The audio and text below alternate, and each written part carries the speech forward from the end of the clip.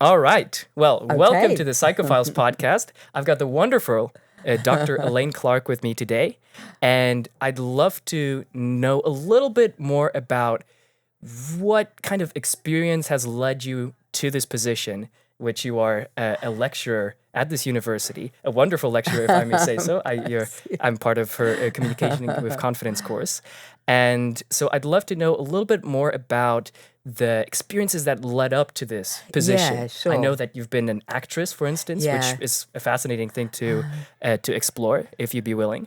So tell me a little bit more about that. Yeah, okay, definitely. So, as a young girl, I was incredibly shy, Mm-hmm. really, really shy. But I always loved to act. So, Mm. I was determined that somehow or another I would become an actress. And I did an English degree first. And then, from about the second year of my degree, I think, I started practicing my audition speeches and I do my voice exercises. And so I got into drama school. I had Mm-hmm. a year at drama school and then I left there. I did a play in London, which was called El Señor Galindez, Oh, about torture in Argentina. oh my. Um, and then I went and worked on a ship as a cruise singer. Mm-hmm. And following that, I then went into musical theatre. Mm. So I worked largely in musical theatre for the next 10 years, Wow. which was absolutely wonderful and great fun and rewarding and just a wonderful thing to do. Mm. But I then had my son. I decided, well, if I carry on acting, I'm never going to be there because I'm Mm. always going to be out in the evenings and the weekend. Yeah. And I thought, what else could I do? And I thought, well, I love acting because I love finding out about people and understanding why do those characters behave the way they do and Mm-hmm. how does that then affect the way that they walk and how Yeah. does that impact on their voice? And so I thought, what could I do with that? And I thought, I know, I've always been interested in psychology. Mm-hmm. Let's train as a psychologist. So I did. I did an Open University psychology degree. Mm-hmm. Mm-hmm. I then went to the Institute of Education and did my PGCE and my master's there. Mm-hmm. That then took me to working with people with learning disabilities. Oh wow. That then took me into the NHS, where I worked for 6 years.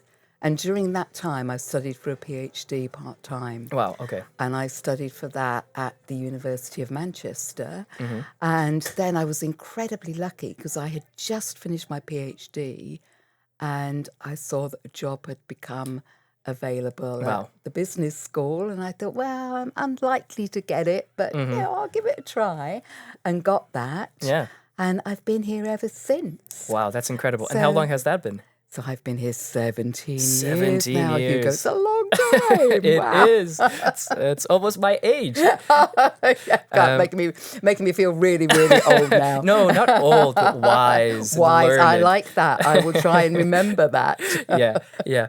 Oh, so one thing which seems to be a big pattern in your life Yeah. is that you're trying different things out, and Yeah. one thing which you're constantly coming back to is sort of expressing your personality and expressing your own psychology in the world. Yeah, And so I it seems to suppose be so. in acting and in the other work that you've done. It's a way of right now as a lecturer, the experience I've had was very much as an inspirational role. You try to inspire other people to kind of see themselves a little bit different. Yeah. And so what I'm curious about is seeing yourself in this position. How do you think that being a psychologist and being an Yeah. actress in the past has influenced all that story that you described of yourself? Yeah. How has that shaped your understanding of people, and how has that shaped your understanding of how we could make people work a little bit better, kind of like the communicating with confidence that's course. right. I think when I was acting, one of the things that perhaps used to give me the biggest joy, I suppose is a good word, is that sometimes people would come up to you at the end of a play Mm. and they'd say, through watching that, I've now developed the strength because it's showing me a different way of being. It's showing me actually I don't have to put up with that. I could be something more, or I could decide that I'm not going to stay with my abusive partner. Mm. So it opened up that kind of world of possibility, Mm. which I think was always for me, that's what it should do.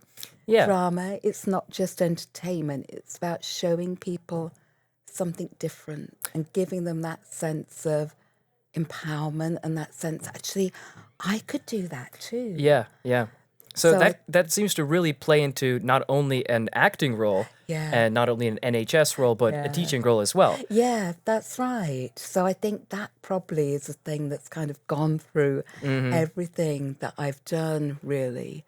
And also perhaps makes you aware that people are very often not what they seem on the surface, and we can be very Interesting. quick to judge people. Mm-hmm.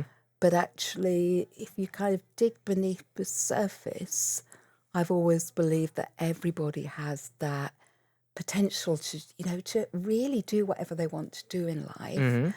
And also that everybody underneath that is amazing. We're all amazing for different reasons. We're all struggling with different things. So I think drama is a way to access that, but psychology and teaching too.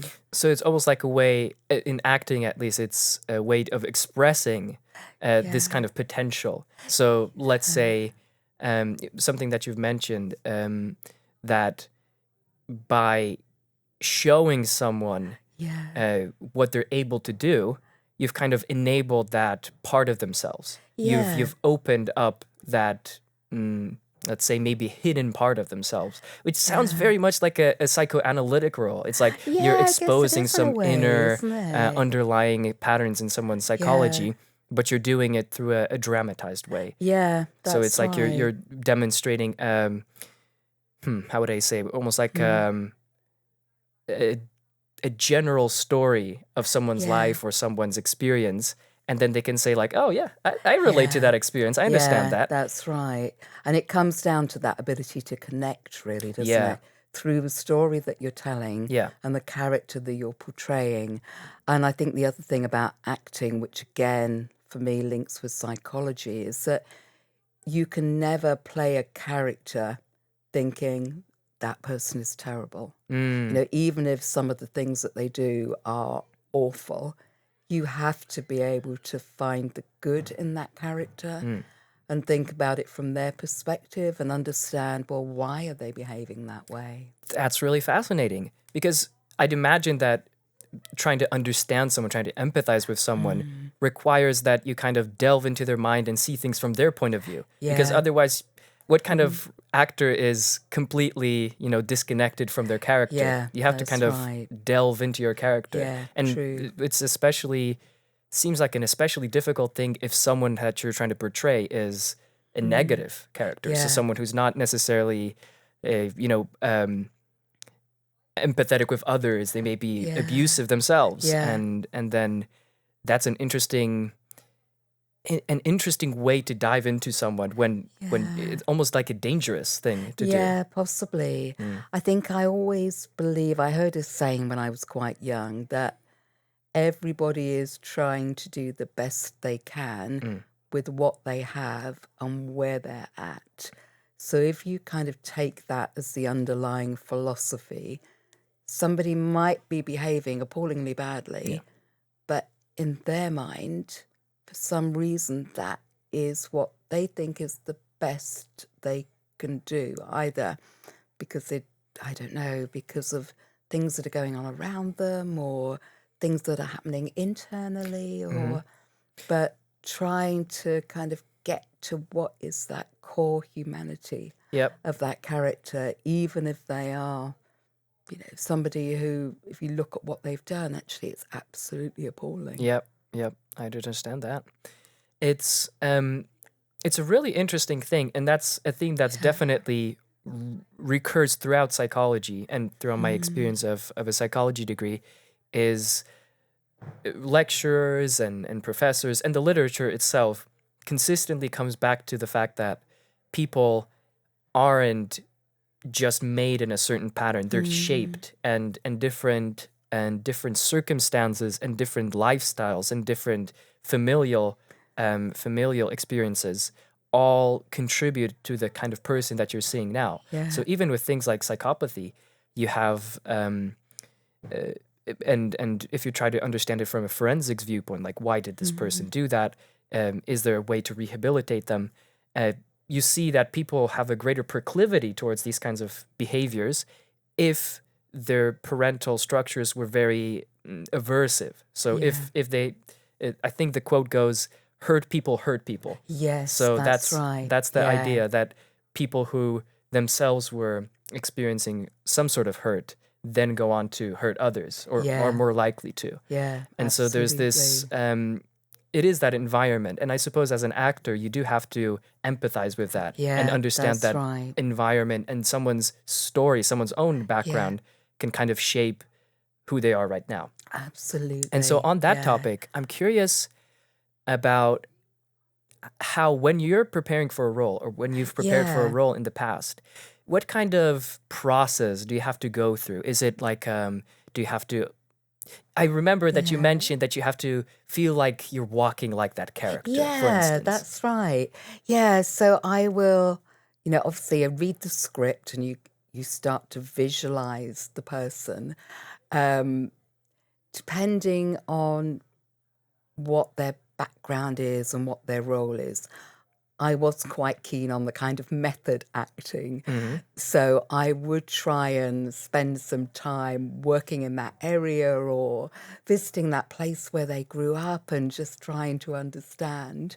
Uh, and then I find that the more you get familiar with what they say and the more you think about that and think about times in your own life, are there any times in your own life where you felt that way?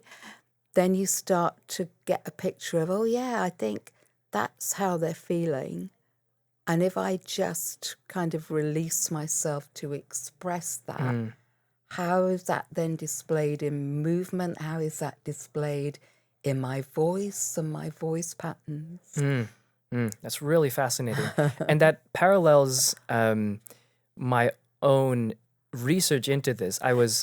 Some time ago, I was interested in how is it that actors are able to really embody the characters that they're trying to portray.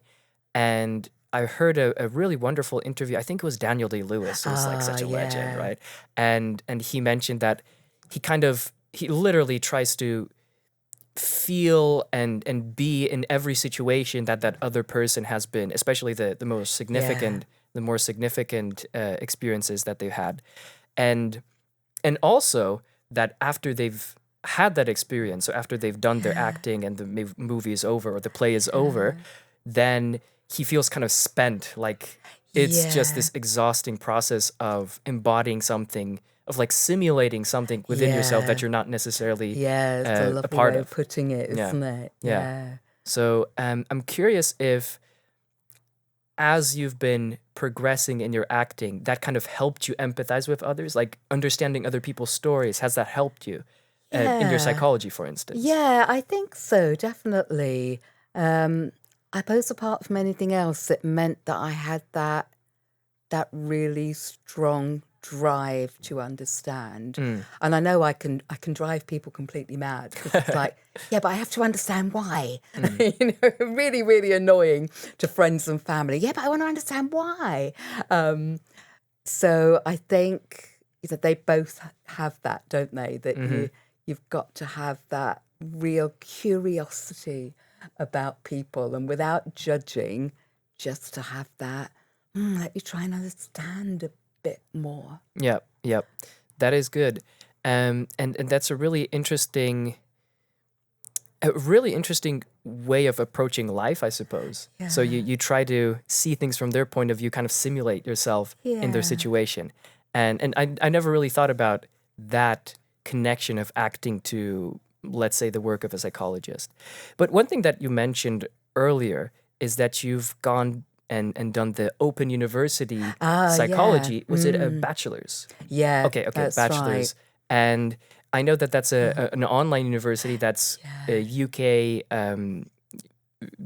created by the UK government to allow other people to Yeah. allow people uh, to gain experience in a field that they're not originally Yeah. experienced in. So, just out of my curiosity, how did you find that experience? I'm curious Um, about.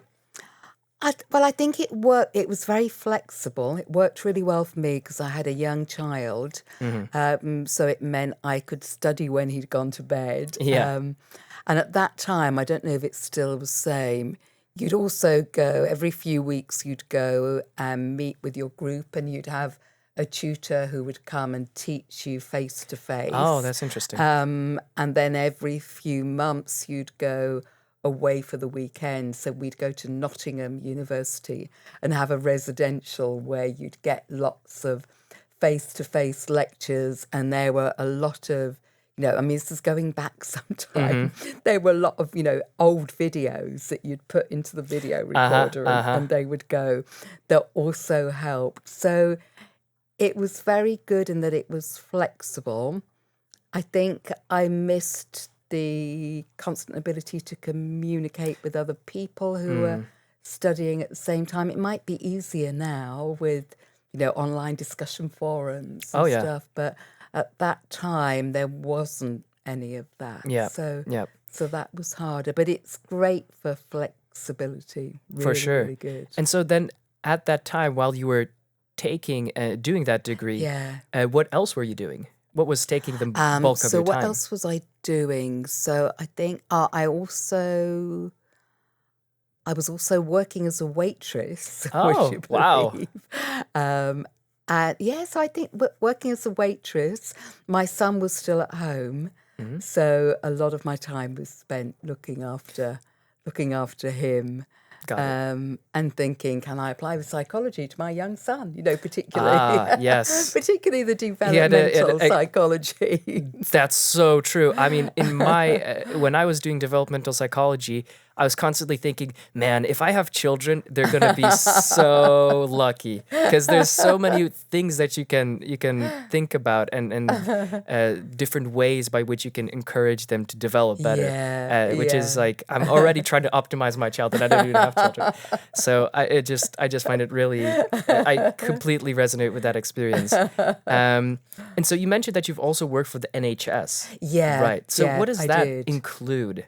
Yeah, so That was, I assume, after the degree, the yeah, opening. yeah. So after I'd done my degree and after I'd done my, master's training as well, I then started working with people with learning disabilities. So I was doing that through a charity, and I loved that. And that would be about working with them and trying to help them to have a voice and Okay. put their voice forward.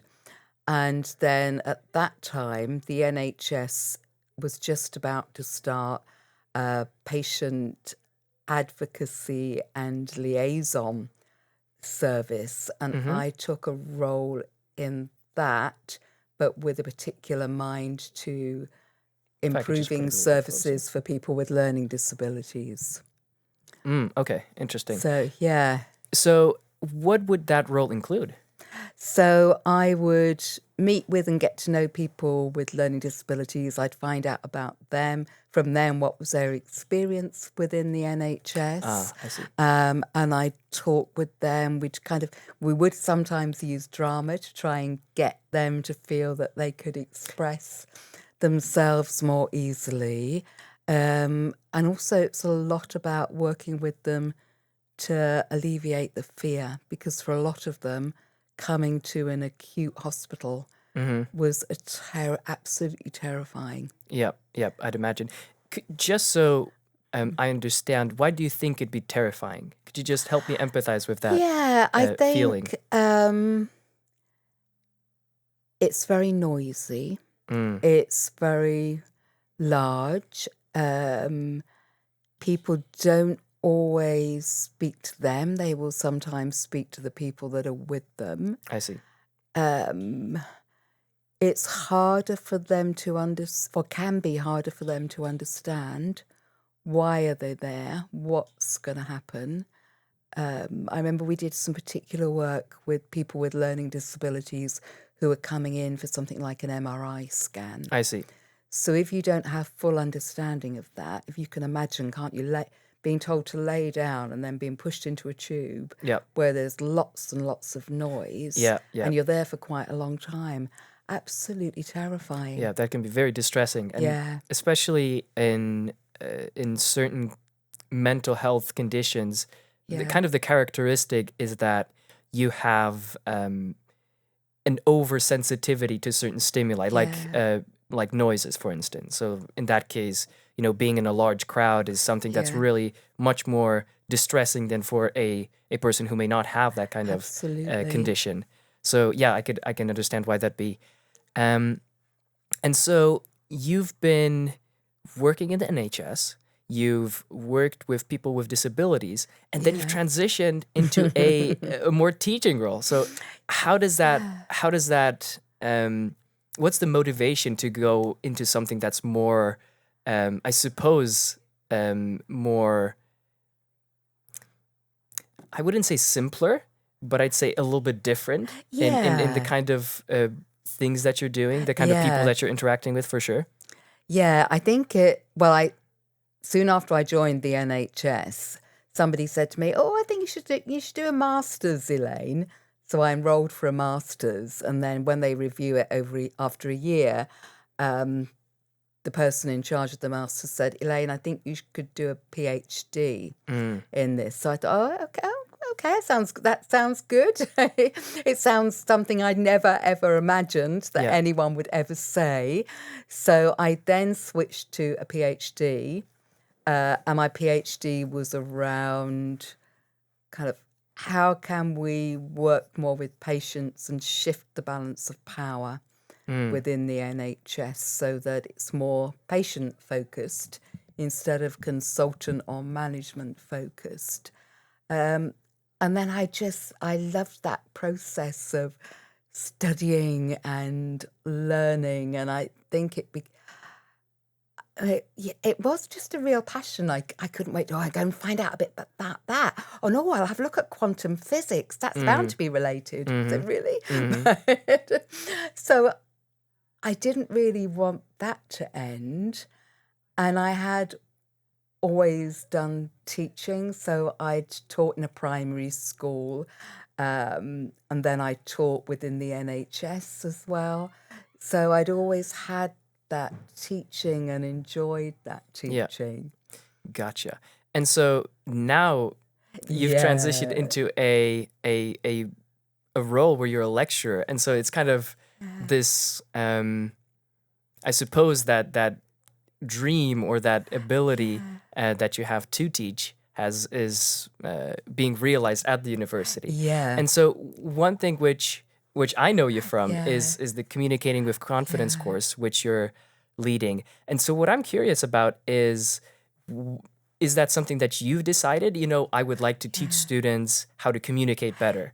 Or is it more that there were availabilities for different courses, and that's one that you felt was particularly attuned to you? Yeah, that's a really good question. So I think soon after I'd been at the university, I've kept coming across undergraduates in particular who had a real worry about presenting or interviews or speaking in public or dealing with difficult conversations. And I thought, there really needs to be something to address that demand. Them. Yeah. And at that time, University College was just starting.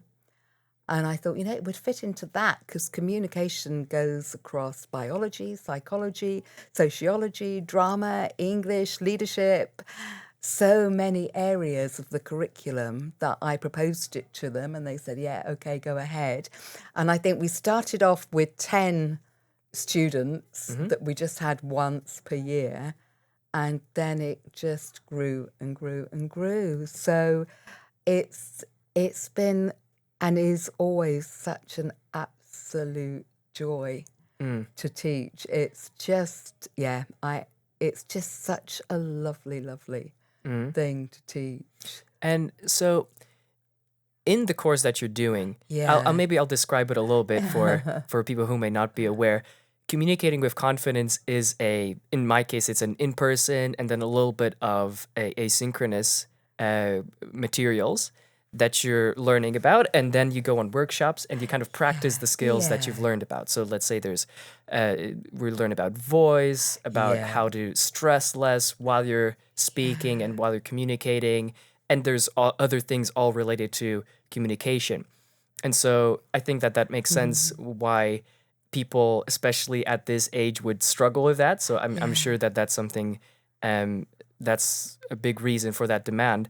But one thing which I'm curious about, having done the course, I bet that there's a lot of different students, a lot of different experiences that you've gotten to hear about, especially in the workshops that you conduct.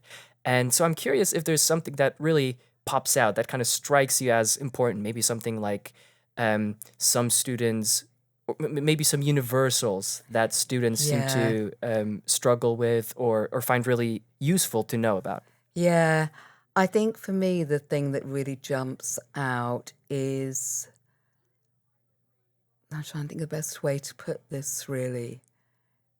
It's that growing anxiety. And not all students that come onto the course struggle with anxiety, but I think for those that do, sometimes the extent of that seems to be deeper now than it was pre-COVID, perhaps. And I just get the sense there's so much pressure, and the students put so much pressure on themselves, which is understandable, that actually, they can stand up there and talk, and I will think, wow, you really connected with me. You've got so much going for you. You're so warm, and you speak so clearly. And then I'll say to people, well, how do you think that went? Oh, well, I did this wrong and I did that wrong. And I think, but we didn't notice any of that. So there just seems to be this kind of negative bias, which of course has a positive. It drives people to succeed, but it also really raises that level of anxiety. So finding a way to somehow encourage everyone, not just students, but staff as well, to just try and be a little bit more compassionate to yourself, because you will be aware people within the class are very, very compassionate to each other. Yes, definitely. But when it comes to applying that to ourselves, somehow that's so much harder. Absolutely. And there's also from my end of the understanding that I have, so often there's a disconnect between what I think of myself or what people think of themselves versus what others think of them. Absolutely. And there's such a it's such a deep and implicit assumption that while we're able to empathize with someone over, let's say they misphrased something or they've maybe haven't used the best way of communicating in this little singular instance, that everybody's going to harp on that. Yeah. While when you see it happening to someone else, you just think, it happened, Yeah, or maybe you won't even absolutely. notice it, which is the most that's right. Surprising thing to see, is that the things that you obsess about after the conversation or after the interview, if you then ask that person who you were with, it's like, man, you remember when I said this thing and that completely you didn't even respond to that. It seems like you grimaced and you probably didn't like it. It's like, what are you talking about? I don't know what you're talking about. No, absolutely. Yeah, so very, very true. And I think I've probably told you a story of being on stage with this gentleman called Anthony Newley, who was incredibly famous at that time and had done loads of films and records and Vegas, etc. And he would quite often, particularly when it was like the 11th show that week, he would quite often forget his line, or he would say the completely wrong line. And I'd be there kind of, what's going to happen? But he would just make a joke about it or just carry on. And I found actually that audience love him all the more because they like to think, oh, do you know what? Actually, that person's human as well. Yeah, yeah. It's that ability to be vulnerable, I suppose, Yeah. that authenticity that comes with that as well, which is something that we've discussed Yeah. off mic, is that there's a push, and there's this company, Pixar, which creates meetings where you specifically ask people to be honest towards you. Yeah. And I think that just from personal experience, when I've had instances where someone's been very vulnerable and open to me about Yeah. myself, Yeah. it's interesting how different their perspective of Yeah. us is versus our own opinion of Yeah. ourselves. Yes. And so that's something that I notice, and it seems like you've observed that in your in the communicating with confidence, in leading communicating Yeah. with confidence, is that students just have this skewed perception of themselves almost. Yeah. Yeah. Absolutely. And so I'm curious. I know that communicating with confidence, that class itself, aims to kind of break you through those different self perceptions. But I'm curious if there's specific ways, specific strategies that you found to be the most useful in addressing the kinds of problems that students Yeah. have at a university and in their communication around this age. Yeah, that's a really good question. I think it probably varies, between students, but I think something that I always notice is being able to have that sense of, oh, actually, I'm not so different.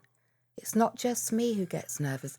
Those people get nervous as well because there can often be quite a bit of shame with that. Right. I'm feeling anxious. I shouldn't be feeling anxious. No, that person's not anxious, but actually at some level and in certain situations, I think everybody does feel that anxiety. So recognizing actually, oh yeah, I'm not on my own. Other people feel like that. I think I'm the worst at this, but actually I'm not, because they thought I was really good. And actually they struggled with that as well. So Mm-hmm. being able to have that sense of camaraderie and that sense of belonging, I think, is really important. And so many of our lectures are so big, and you might feel like you're just one of, several hundred, that it can be hard to have that sense of, oh, actually, yeah, I know these people around me, and actually, yeah, there's a lot we have in common, and I do fit in, and I do belong. So I again, think that's yeah. really, really important. And so one thing which came to my mind when you were saying that is that through the workshops that we're doing, that's Yeah, kind of the goal. It's yeah, every now and again we share our thoughts about a specific issue related to anxiety, for instance. yeah, How do you react? How do you feel? What do you think? All these yeah, things is shared in a sensitive group context. And one thing which kind of struck me as important, and a few insights which I've had as a result of those workshops, yeah, has been that, kind of like what you said, they can relate to my experience, yeah, which is an interesting thing to see. yeah, And I suppose it's a useful way to then be able to empathize with yourself. Because instead of saying, what if I'm the only person who's experiencing yeah, this? What if I'm struggling with some sense of inadequacy yeah, in this area? You realize some people have the exact same reactions to the exact same situations as you do. And at that point, it's not a question of, is there something wrong with me? mm, Um, it's a part of being a person, and yeah, something that is easier to then accept. yeah, absolutely. And I think if we can accept it and be aware of it, then we can do something about it. But I think very often there's that sense of shame for whatever it is that we think is not how we'd want it to be about ourselves. and therefore we push that down. And I always think it's maybe not the best analogy, but I always think Marks and Spencers do these amazing knickers that pull your tummy in. Oh, I see. But if you it pulls your tummy in, but then it has to come out somewhere. So it will come out over the top. And I often think our feelings of anxiety are a little bit like that. We can keep pushing them down, but eventually they will come out somewhere. I see. And often they're more pronounced. I see. Gotcha. Yeah, that's really interesting. So it appears like that's suppressing or the act of saying, no, that's wrong, you shouldn't feel that way, in itself is harmful, disadvantageous. So then what you are observing in the classes that you've led, and I suppose in your psychological research as well, is more making people aware, making people conscious of the fact that it's not a experience that's secluded to just you. I've definitely found that the more I've been able to talk with people, even with people who have been in positions where you'd think, well, surely they've come out of it now, their experience, maybe they're in a high position in life, and they have the exact same sort of reactions, maybe the exact same feelings. And if you just learn about that, it's so in a way it's a freeing feeling. It's the sense that it isn't just me, and it isn't just people of a certain status that have this experience. No, that's right. It can be anyone. It can be someone who's in conventionally the top of what we might consider some kind of economic or social status. So absolutely. I'm sure that you've had that experience kind of going through life, and especially in acting, there's this sense that you have to make it big, and then there's this and there's your own experience, which is somewhat different. And so with that in mind, I'm curious how you, when you were looking back at your acting, how do you feel that's shaped who you are right now, and whether you have some understanding of people which you think you've gotten through that?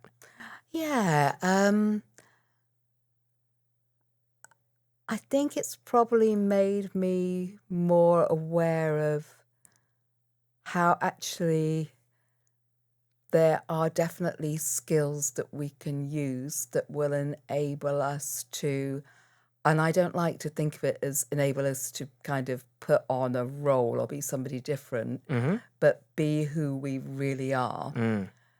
Because I think sometimes as we go through life, things happen to us and we can start to kind of lose touch with who we really are. And I think acting gives you skills to get back in touch with who you are and then to demonstrate that, because it gives you skills to then be able to use your voice and refine your voice and use your body language in a way that you would naturally if there weren't things that have then got in the way and blocked that. Right.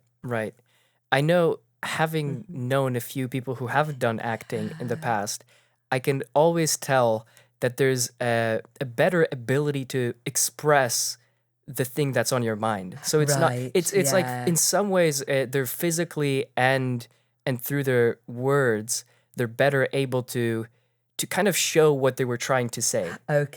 So there's this ability to express yourself, which I suppose is kind of central to acting, that ability to express and share something of yourself or of the character that you're playing. And I'm wondering, kind of looking back at it, kind of looking back at your acting career and your experiences in that, do you think that there is some application of acting within psychology? I mean, I certainly think so. You've got things like drama therapy and music therapy, which directly which you mentioned, actually. use that. But I also think there are probably quite strong parallels, but almost on a different level. So I feel with psychology, it's probably explicit and it's explained and we understand the theory. But with acting and drama, it's more implicit that you feel it by inhabiting that character, if that makes any sense whatsoever. It makes a lot of sense actually. So one thing which I know is that in psychology you can break down an idea and describe it in perfect detail. In fact, some psychologists literally dedicate half a page to describing something like feeling I don't know, reflective, for instance. So there is a way to break ideas down into literally to atomize them. Whereas I know that in acting, or at least I have that experience that in acting, and I've recently gotten into salsa as well. And I think in other ways of kind of physically expressing yourself, it's much more intuitive in some ways. Yeah. It's much more, how can I reinstate this feeling? How can I display this and actually be able to communicate that, rather than how can I encapsulate this in words and be able to act on it through some scientific method. Yeah, no, I think that's a good So it's a summary bit different, of that. isn't it? Yeah, Um, yeah. And I think with acting, you start with what are the thoughts, and then you're kind of, hopefully through your training, you're free enough to then be able to let those thoughts take over your physicality and your voice as So well. this is something that's been on my mind ever since that I've gone into this class, and I've met a few people who have done acting. This is something that I kind of, being more in the scientific side of things, and being you could almost say always being kind of stifling the expressive part of myself, find really difficult to understand, which is, you have a thought and you have this, let's say, a character that you're trying to play, and then how do you express that through yourself? I'm sure that, as you mentioned, it takes a lot of training and it takes a lot of kind of delving into, or I suppose simulating what those feelings would look like, and then maybe over time it kind of becomes more natural, more intuitive. But is there some kind of internal state that you have to go into to be able to then express it effectively? I think you have to really be able to use your imagination. And I think your imagination has to be quite strong. You have to be able to imagine that character. What do they look like to you? What do they feel? You have to be able to not be afraid of then going into those, what can be quite dark and difficult feelings, which I guess comes back to that vulnerability again. And I think it's also part of that, having your voice and your body trained to such an extent that if you've got that basis of, these are what I think thoughts are, you can then almost, you don't have any habits that then kick in and get in the way. I see. So I suppose a natural habit might be, okay, that's what my thought is, but I'm not sure I want to show that. Whereas your body is trained in such a way that, okay, that's thought, this is what I would naturally do. And your habit is then to go with that as opposed to pulling back on that. I feel like I completely understand that intellectually. And I know that, for instance, in salsa, so in dance, it's such a, again, I'd say a freeing sort of experience, because whereas in intellectual activities, it's all about, can I break this idea down correctly? Can I understand the mechanisms? Can I solve this problem effectively? In salsa, and I guess that's a parallel that goes across into acting, it's much more about, can I embody this? Can I kind of make my legs and arms do what I want them to? And I know that for a lot of people, kind of looking at a new incoming freshmen going into salsa, they have real difficulties with that. And it's just Yeah. like, it's like being a block of wood a little bit. And I definitely had that experience when I was getting started as well.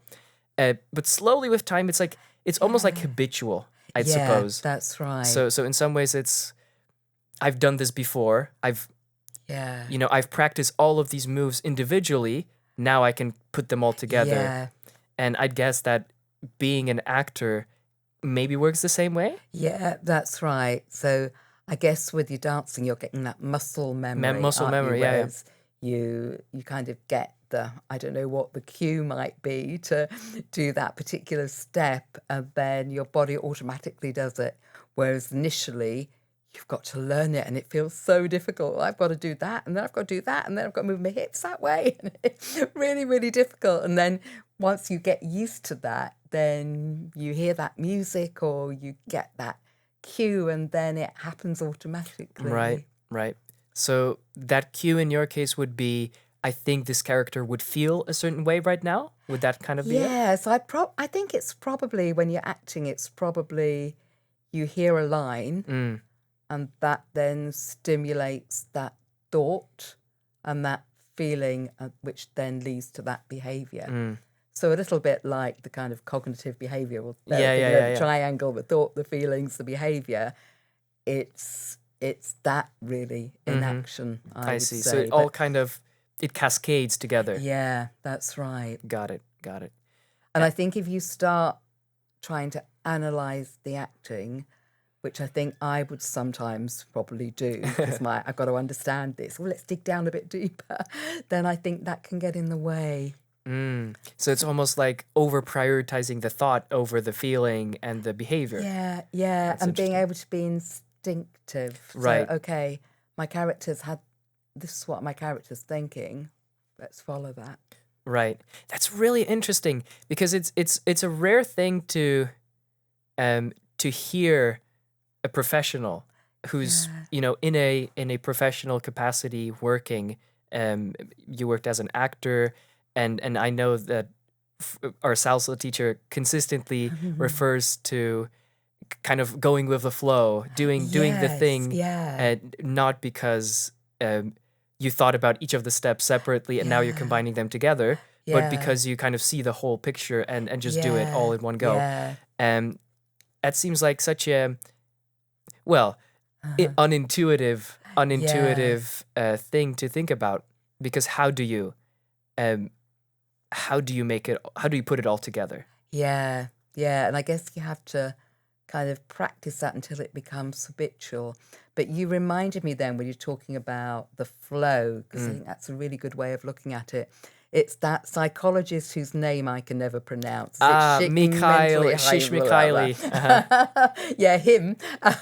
He talks, doesn't he, about being in the flow. And I think there's definitely similarities with that when you're so into what you're doing that you forget what's going on around you. You're just in that moment.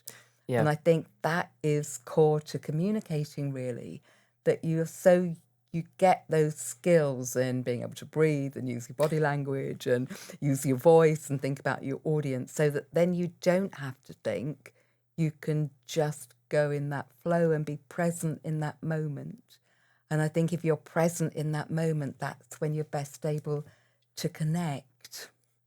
So that sounds really encouraging. So kind of trying to put it all together, it sounds like we can slowly build those habits with time. So, one day we're going to focus on breathing. Another day we're focusing more on anxiety and sort of dissipating that. And another, we're talking more about voice and all those things. Yeah. You can break it down and then slowly put the pieces together.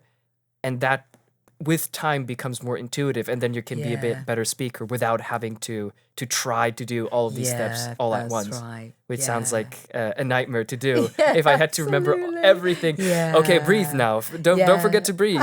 And don't be nervous while you're doing all those million and one things. Adjust for your nervousness. Don't forget to breathe and do your presentation all at the same time. And we somehow do it. We somehow do it all. Absolutely. It can be really difficult. But I always say to people, there's skills that you can use all the time. So you don't have to wait until you've got a presentation or an interview. You can be driving the car or sitting in the bus and just notice, am I breathing? Or has something come into my mind that's then made me go, because of that, it's like, what's going to happen about that? Or I've forgotten to do that. Or I've got to get that essay done by then. And before we know it, we're... So just taking that second to just, okay, let's just breathe. It's okay. Let's think about those. Let's break those down into smaller steps. Or just, when you're standing in a queue in the supermarket, just thinking, okay, how am I standing? Are my shoulders up by my ears? Or, am I hunched over? Am I closing my body language? So there's skills that actually you can constantly build up little by little, as opposed to thinking, oh God, I've got to do this, I've got to do that. Actually, just little tiny steps and you will get there. Yep. And relating to what you were saying, Yeah. I've had one little habit which I found quite useful. Oftentimes, especially when you're going down Oxford Road, you get to see a reflection in the windows. Yeah. Every now and again, you kind of are in this fortunate position where you can see yourself as you're walking along. Yeah. And I noticed oftentimes I readjust my posture to make it a bit straighter when I see myself, just to kind of instate those habits, to put them into practice. Excellent. That you've mentioned. So I've definitely found a use for it. And wonderful. Yeah.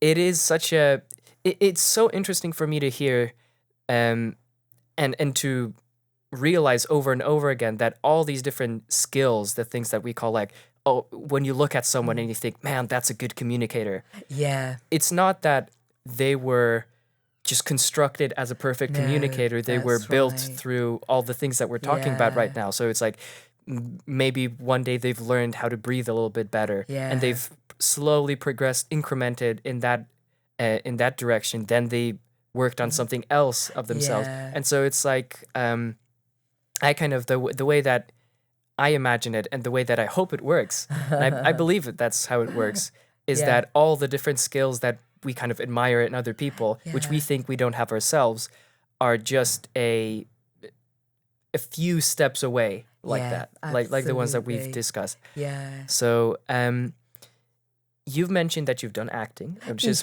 fantastic, and you've worked in the NHS, and now you're working as a teacher. You've mentioned that there are some parallels between them. Yeah. I'm curious if you think that being an actor kind of helps you be a teacher in some ways. Yeah, I hope it does. I think it does, but that's just my opinion. I think when I joined the university, I kind of thought, well, that's it. That's my acting over and done with now. That's behind me. But no, actually, it's not at all, because I bring it into a lot of the teaching I do. So obviously I bring it into the communicating with confidence, and I also do a lot of training for people working in the NHS around how do they, as leaders, how do they use storytelling, how do they use their voice and their body language to connect with their audience and inspire people to take action, whatever that action. It's really interesting. Is that in NHS, so say like doctors, or is it more in executive positions? Yeah, it's a good question. So it is it's on a training program, which is for would-be leaders in the NHS. But there's been a drive over the last, what would it be, probably 13 years to get more clinicians becoming leaders. I see. So quite often they will be doctors and they will be consultants that are undertaking that as well.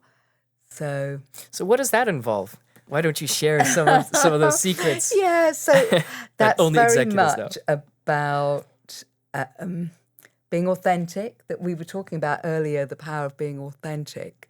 So it's about them using their story and talking about why is something that they're trying to get people to engage with, why is that important to them? Because if you can't trust the person that's trying to lead you, it's never really going to work. You might do what they're telling you to, but only perhaps because you feel you have to. I see. Not because actually you think, oh yeah, I get that. That's something that's worth me getting involved with because I can see they're passionate about it. And oh yeah, I can see how that relates to me. So it's a lot about how does that leader tell their story and how do they then connect it to the story of their audience and how do they then create this sense of urgency. Actually, if we don't do something about this now, that is going to happen. I see. So it's a technique that comes largely from a gentleman called Marshall Gantz, who is an amazing gentleman working over at Harvard. And he became prominent, or he became well known because he'd worked with Obama on Obama's election campaign. Oh, okay. So he then came to the notice of the NHS. They then brought him over. Yeah. I then did some research into that, which then kind of reignited my passion for storytelling. Yeah, and Obama seems to be doing quite well, so maybe there's something to it. Yeah. It's really interesting to hear that if the person themselves believes in what they're saying, or at least they're able to express that they believe in what they're saying, then it's easier for other people to trust them. Yeah. It's, again, kind of comes back to that cognitive and behavioral and emotional connection that by thinking a certain way, you kind of express yourself differently, which then allows you to give a different impact. So if I don't believe in what I'm saying, then I'm going to move in a way that's indicates that I don't really trust what I'm saying myself. Yeah, true. So is that kind of, are you focusing more on the how do we think about ourselves, or or are you focusing more on how do I express myself in a way that demonstrates confidence? Yeah, so I guess with the leaders in the NHS, because they may sometimes have to ask people to do something which perhaps they don't feel is completely aligned to their own personal values, but they still have to try and persuade them. So it's quite likely that if they were doing that, then we would see that mismatch between what they're saying and their body language and their voice, because they will often display that. So it's about giving them the courage to not be afraid to say, actually, I, like you, find this quite difficult to engage with, but I'm choosing to engage with it because I can see that actually there is a benefit for our patients. So it's not being dishonest, it's being honest about how you're feeling, but also thinking about, why does this need to be done? Yeah. Why is this what I'm advocating and asking them to do? And making that clear. I'm not sure if that answers your question. No. That's really fascinating, actually. So because I'm always I always like defining things for myself and trying to understand, because people talk about be authentic, for instance, and it's almost like a slogan that you see on a shoe somewhere or on some shirt. And then you kind of lose the sense of, or you don't understand what the meaning of it is. And so what you're saying is almost that being authentic requires you to look inwards and just express as clearly as possible what you're feeling about it, without worrying about I suppose in some ways it is worrying about the consequences, but without fearing the consequences of expressing yourself. So you're not creating a false sense that this is the perfect plan, there's no flaws with it. Even if you do feel that there are some flaws with it, you're expressing honestly, maybe this is expensive, or maybe this has some likelihood of failing, or maybe it's not going to change anything. But then just by acknowledging that, you're still staying true to yourself. And in some sense, maybe that's what the definition of authenticity is supposed to be, is that you're still just expressing whatever you actually think. Yeah, that's right. And I think I love how you talked about kind of defining it for yourself. And I guess being authentic would mean different things to different people. And so it's really important to understand what it means for you, because you're right, it's so kind of overused now, isn't it? It can be diluted. But I think it also comes back to that, being able to have that compassion for ourselves and being able to recognize that, I'm really sorry that I've got to ask you to do this. I can understand that you might think, well, actually, that's not going to be the best solution, but actually it's the best we can do with what we've got now. Yeah. And not feeling that you've got to be that perfect person. I completely agree with this. I've completely got this, because that's not relatable. And it then puts more pressure on your audience to feel they've got to be that way too. Right.